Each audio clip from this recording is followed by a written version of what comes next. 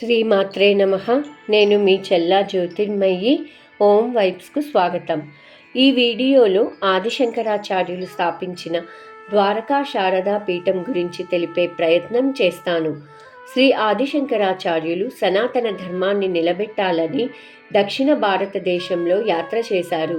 ఆ యాత్రలో వారు కర్ణాటక రాష్ట్రం చేరుకుని ఎన్నో స్తోత్రాలు రచించి ఆధ్యాత్మిక బోధనలు కూడా చేశారు.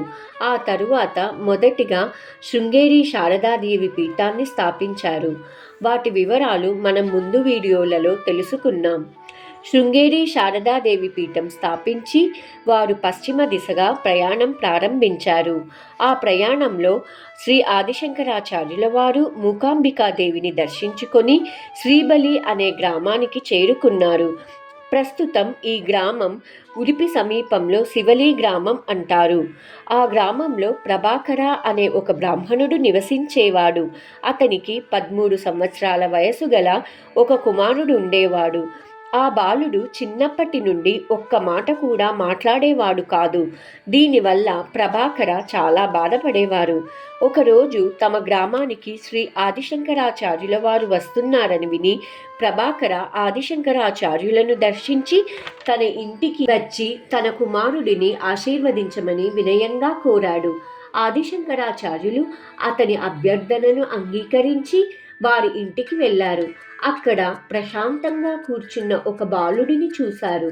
ఆ బాలుడిలో ఉన్న తేజస్సును గుర్తించి ఈ బాలుడిలో ఆధ్యాత్మిక జ్ఞానం ఉందని ఆదిశంకరాచార్యుల వారు గ్రహించారు. శ్రీ ఆదిశంకరాచార్యులు ఆ బాలుడిని చూసి, నా బిడ్డ, నీవెందుకు మాట్లాడవు అని అడిగారు. అందుకు ఆ బాలుడు దేని గురించి అని అందరూ ఆశ్చర్యపోయేలా ఆ బాలుడు సమాధానమిచ్చాడు. అందుకు శ్రీ ఆదిశంకరాచార్యులు నీవెవరో చెప్పు అని అడిగారు.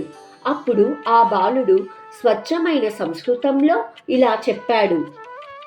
నహం మనుష్యోచ నచ దేవ్యాక్షో న బ్రాహ్మణ న క్షత్రియ వైశ్య శూద్రః న బ్రహ్మచారి న గృహి న వనస్థో భిక్ష్యన్ను చాహిం నిజబోధ రూపః. దీని అర్థం ఏమనగా, నేను మానవుడిని కాదు, దేవత కాదు, బ్రాహ్మణుడు, క్షత్రియుడు, వైశ్యుడు, శూద్రుడు, బ్రహ్మచారి, గృహస్థుడు, వానప్రస్థుడు లేదా సన్యాసి కూడా కాదు. నేను శరీరాన్ని కాదు, నేను ఆత్మని అని ఆ బాలుడు 12 శ్లోకాల్లో తన నిజస్వరూపాన్ని వివరించాడు. ఈ వివరణలో పరమ స్వచ్ఛమైన బ్రహ్మం తప్ప మరేమీ లేదని తన పరిచయం చేసుకున్నారు. ఆదిశంకరాచార్యులు ప్రభాకరుని చూసి, నీ కుమారుడు పరమాత్మను తెలుసుకున్నాడు. అతనికి లోక సంబంధాలపై ఆసక్తి ఉండదు. అందువల్ల అతడిని నా శిష్యునిగా అప్పగించు అని కోరారు. మొదట ప్రభాకర అంగీకరించలేదు. కానీ తన కుమారుడి జీవితంలో జరిగిన ఒక సంఘటన గుర్తు వచ్చింది. ఒకసారి ప్రభాకర దంపతులు యమునా నదిలో స్నానం చేయడానికి వెళుతూ ధ్యానం చేస్తున్న ఒక సాధువు కుటీరంలో తమ కుమారుడిని వదిలి స్నానానికి వెళ్ళారు. ఆ బాలుడు ఆడుకుంటూ బయట వచ్చి నదిలో మునిగి చనిపోయాడు. మరణించిన కుమారుడిని చూసి ఆ దంపతులిద్దరూ ధ్యానం చేస్తున్న సాధువు ముందు విలపించారు. ఆ సాధువు వారి బాధను చూడలేక తన యోగశక్తి సహాయంతో ఆ చనిపోయిన బిడ్డలో ప్రవేశించాడు. నిదానంగా ఆ బాలుడు ఊపిరి తీసుకోవడానికి చూసి ఎంతో సంతోషించి ఆ దంపతులిద్దరూ ఆ యోగికి నమస్కరించి ఇంటికి తిరిగి వెళ్ళిపోయారు. యోగి శరీరం ధ్యానం చేస్తున్నందువల్ల మొద్దుబారలేదని, ఆత్మ శరీరాన్ని విడిచిపెట్టడం వల్లే ఆ స్పృహలేని శరీరం యోగ నిద్రలో ఉండిపోయింది. యోగి ఆ బాలుడి శరీరంలో ప్రవేశించాడు. సమస్త దైవ జ్ఞానం ఉన్నందున ఆ బాలుడు అందరి బాలుడులా ఆడుకోవడం, మాట్లాడడం చేసేవాడు కాదు. ఇప్పుడు శ్రీ ఆదిశంకరాచార్యుల వారు అడిగిన ప్రశ్నల వలన తిరిగి మాట్లాడడం ప్రారంభించాడు. ఈ విషయాలన్నీ ప్రభాకరకు గుర్తుకు వచ్చి వారి కుమారుడు మానసిక తత్వవేత్త అని గ్రహించి ఆ బాలుడిని ఆదిశంకరాచార్యులకు అప్పగించారు. ఆ బాలుడు ఆదిశంకరాచార్యులను కలిసినప్పుడు చేతిలో ఆమ్లక ఉన్నందున హస్తమాలక అని పేరు పెట్టారు. శ్రీ హస్తమాలక వివరించిన 12 శ్లోకాలు హస్తమాలక స్తోత్రంగా ప్రసిద్ధి చెందాయి. తరువాత ఆదిశంకరాచార్యుల వారు అతనికి సన్యాస దీక్ష ఇచ్చి తన శిష్యుడిగా చేసుకున్నారు. ఆదిశంకరాచార్యుల వారి ప్రధాన లక్ష్యం వేద అధ్యయనం కొనసాగించడం, సన్యాస సంప్రదాయం పరిరక్షించడం, ప్రజలకు ధర్మబోధ చేయడం.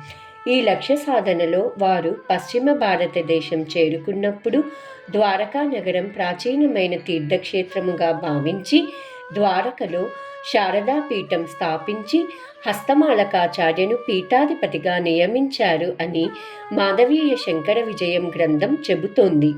హస్తమాలకాచార్యులు ద్వారకా శారదా పీఠంలో పీఠాధిపతిగా ఉన్నప్పుడు వేద విద్య బోధన, ధర్మ ప్రచారం, నిత్య పూజలు, శిష్యుల తయారీ మరియు పీఠ పరిపాలన వంటి కార్యక్రమాలను నిర్వహించారు. ఈ కార్యక్రమాలు పశ్చిమ భారతదేశంలో కొనసాగేలా వారు ఏర్పాటు చేశారు. దీనివల్ల సనాతన ధర్మం సమాజంలో నిలిచి ప్రజలకు ఆధ్యాత్మిక మార్గదర్శనం లభిస్తోంది.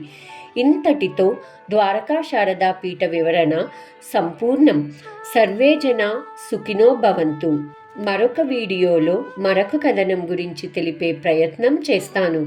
అందరికీ శుభం జరగాలని కోరుకుంటూ మీ చెల్లా జ్యోతిర్మయి.